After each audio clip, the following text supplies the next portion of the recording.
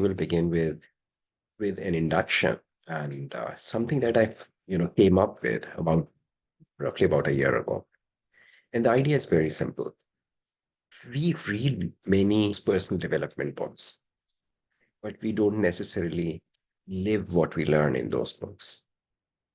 And I was just thinking about it, and you know, I don't know if you have seen the cartoon or the movie on Alice in Wonderland, and Alice basically goes into a dreamy state, and in her dream, she enters a, a place where she has those experiences. I thought, what if in a dreamy, hypnotic state, I can enter a book and live that book as a character in the book? Because every word that we hear, it creates an image in your mind. So, for example, if I say ball, you will have an image in the back of your mind, some reference in your mind that makes you understand what a ball is.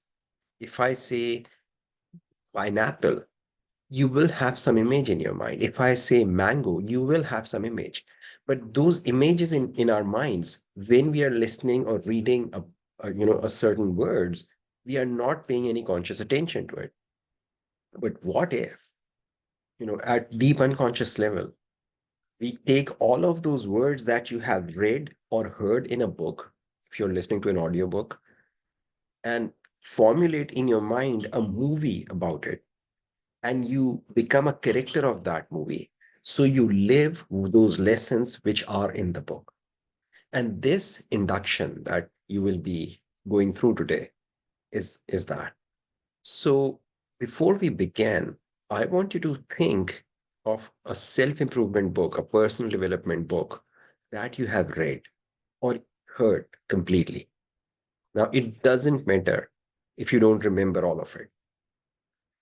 It doesn't matter if it's not something recent, but just a book that you have read about anything related to personal development.